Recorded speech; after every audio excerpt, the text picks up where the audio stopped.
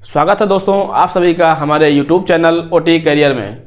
दोस्तों आज का हमारा एक टॉपिक है जो कि बहुत ही इम्पोर्टेंट है और आज हम इस टॉपिक में बात करने वाले हैं ओटी टेक्नीशियन और एनेस्थीसिया टेक्नीशियन के बारे में कि दोनों चीज़ें डिफरेंस हैं या फिर एक ही हैं या फिर दोनों का काम अलग अलग है, किस तरीके से दोनों का काम है, उसी के बारे में आज हम बात करने वाले हैं। ओटी असिस्टेंट और एनेस्थीसिया असिस्टेंट दोनों क्या डिफरेंस हैं या फिर दोनों का काम कैसे होता है, तो उसी के बारे में आज हम बात करेंगे कि दोनों के डेफिनेशन क्या है, दोनों की फ़ीस कितनी है और ड्यूरेशन क्या है, दोनों का करियर कैसा है, दोनों का वर्क कैसा है, उसी के बारे में आज हम बात करेंगे। क्योंकि जो बच्चे अगर मेडिकल लाइन में आना चाहते हैं या फिर पैरामेडिकल में आना चाहते हैं तो उनके पास एक दुविधा होती है कि हम एनेस्थीसिया टेक्नीशियन ज्वाइन करें या फिर हम ओटी असिस्टेंट का कोर्स करें, तो उसी को आज हम क्लियर करना चाहते हैं। सबसे पहले हम बात करते हैं ओटी असिस्टेंट का। तो ओटी असिस्टेंट का जो कोर्स है वो 2 साल का कोर्स है जिसकी फ़ीस 1 लाख से 1.25 लाख तक फ़ीस है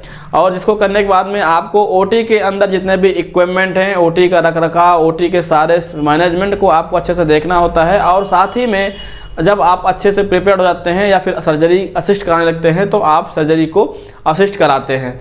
तो ये इम्पॉर्टेंट ये रोल होता है ओटी असिस्टेंट का। इसी के बाद हम बात करते हैं कि जो एनेस्थीसिया टेक्नीशियन है वो क्या करता है।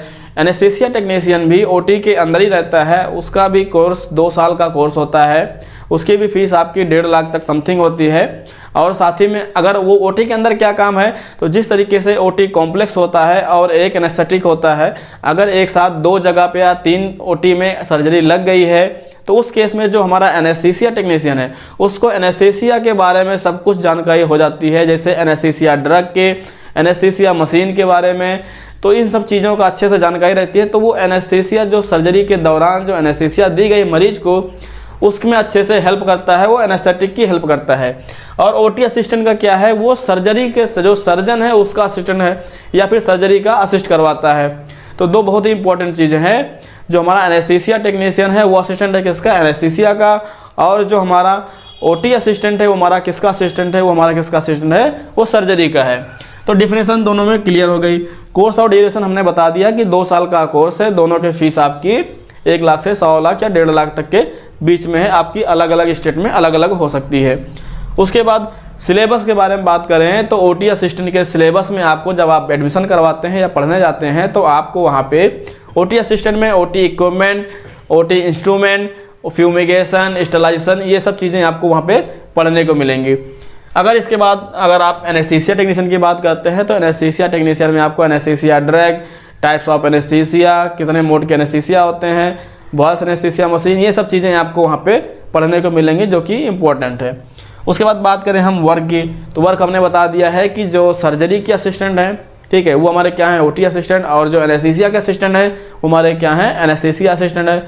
तो आपको एक ही ओटी के अंदर दोनों लोग का काम डिफरेंस हो जाएगा। आपको एनेस्थीसिया देखना है और आपको क्या करना है, ओटी के सर्जरी देखना है, सर्जरी कैसे प्रिपेयर होनी है, सर्जरी कौन सी होनी है, ये सब चीज़ें आपको देखनी है। और वहीं पे क्या है, जो एनेस्थीसिया वाला उसको ये देखना है कि कौन सी एनेस्थीसिया दी जानी है, जनरल एनेस्थीसिया देनी है या स्पाइनल एनेस्थीसिया देनी है, उस हिसाब से अपनी प्रिपरेशन करेगा ताकि अगर एनेस्थेटिक आता है तो उसको हेल्प हो सके, अच्छे से वो एनेस्थीसिया दिलवा सके।